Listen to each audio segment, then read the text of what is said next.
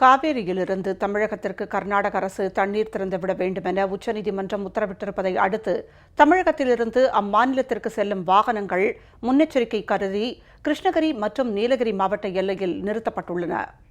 தமிழகத்தில் உள்ள டெல்டா விவசாயிகளின் நலனை கருத்தில் கொண்டு முதலமைச்சர் செல்வி ஜெயலலிதா அறிவுறுத்தியபடி தமிழக அரசு சார்பில் தொடுக்கப்பட்ட வழக்கில் கர்நாடக மாநில அரசு தமிழகத்திற்கு காவேரியில் அடுத்த 10 நாட்களுக்கு 15,000 கன அடி வீதம் தண்ணீர் திறந்துவிட வேண்டுமென உச்சநீதிமன்றம் நேற்று உத்தரவிட்டது.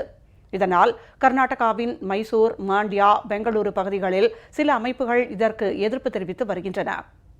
எனவே முன்னெச்சரிக்கை கருதி நீலகிரி மாவட்டம் வழியாக செல்லும் கர்நாடகாவிற்கு செல்லும் சுற்றுலா வாகனங்கள், அரசு பேருந்துகள், சரக்கு வாகனங்கள் போன்றவை தமிழக எல்லையான கக்கநள்ளா சோதனைச் சாவடியில் நிறுத்தி வைக்கப்பட்டுள்ளன. இதேபோல் கர்நாடகாவிலிருந்து தமிழகம் வரும் வாகனங்களும் முன்னெச்சரிக்கை நடவடிக்கையாக எல்லையிலேயே நிறுத்தி வைக்கப்பட்டுள்ளன. தமிழ்நாடு பார்டரில் தமிழ்நாடு போலீஸும் கர்நாடகா பார்டரில் கர்நாடகா போலீஸும் நிற்கிறாங்க. இப்போ தமிழ்நாடு வண்டியை கர்நாடகா போலீஸு விட்றது இல்லைங்க. அதே மாதிரி கர்நாடகா வண்டியை தமிழ்நாடு போலீஸும் விட்றது இல்லைங்க.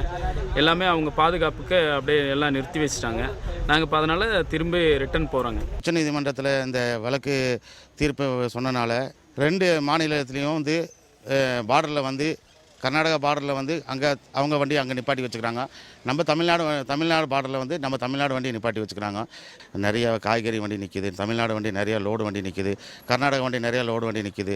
இதனால் நம்ம இது கூடிய சீக்கிரம் நல்லபடியாக முடிச்சுக்கிட்டோன்னா நம்ம இங்கே இருக்கிற வண்டிங்க அங்கே போகும், அங்கே இருக்க வண்டி இங்கே வரும்.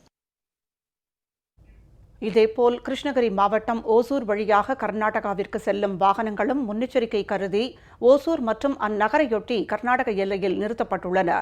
இதனால் ஓசூர் பேருந்து நிலையத்தில் ஆயிரக்கணக்கான பயணிகள் குவிந்துள்ளனர். மேலும் 2 மாநிலங்களின் பேருந்துகளும் எல்லைகளில் நிறுத்தப்படுவதால் பயணிகள் சிறிது தூரம் நடந்து சென்று தங்கள் ஊர்களுக்கான பேருந்து பயணத்தை மேற்கொள்கின்றனர்.